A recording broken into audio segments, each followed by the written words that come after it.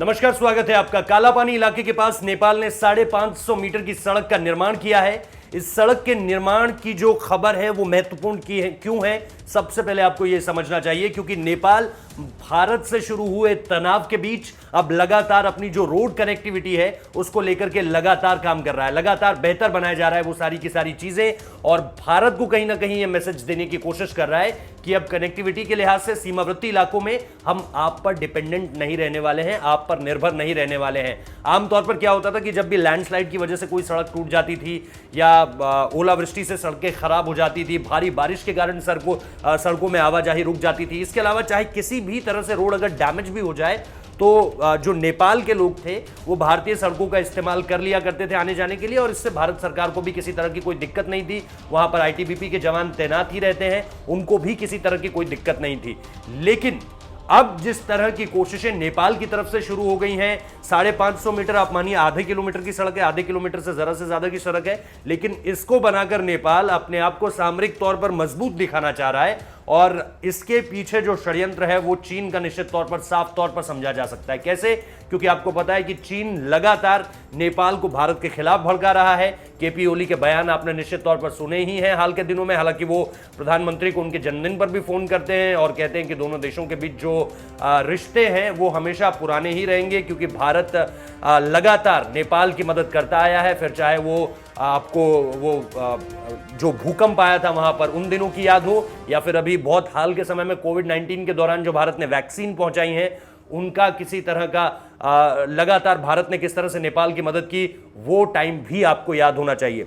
ऐसे में चीन के बहकावे में आकर नेपाल जिस तरह की चीजों को अब सामने रख रहा है, चाहे वो रोड कनेक्टिविटी को लेकर ही हो, बहुत छोटा सा मसला है, लेकिन कहीं ना कहीं नेपाल भारत को ये सड़कें बनाकर ये संदेश देना चाहता है कि अब हम आपकी किसी चीज पर निर्भर नहीं रहने वाले हैं। लेकिन फिर तो नेपाल को बहुत सारी चीजें करनी पड़ेंगी।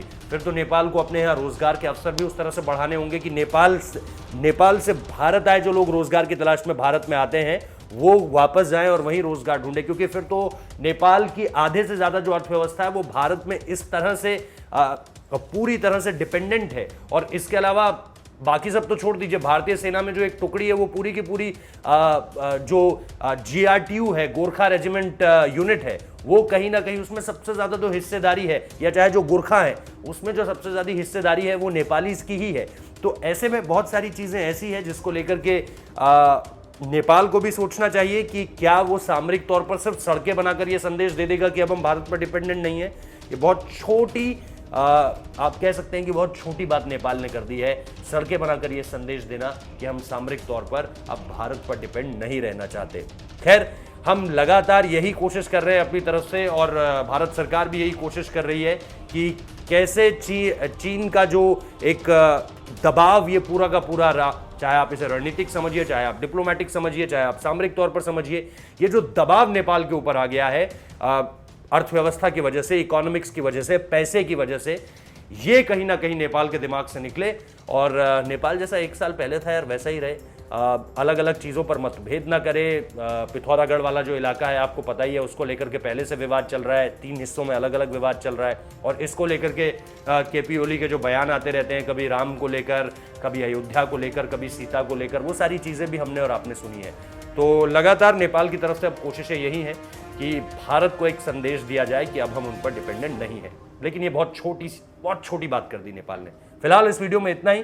लाइक कीजिए, शेयर कीजिए, सब्सक्राइब कीजिए और कमेंट करना मत भूलिए। हमारे चैनल को सब्सक्राइब करना मत भूलिए। बहुत बहुत शुक्रिया।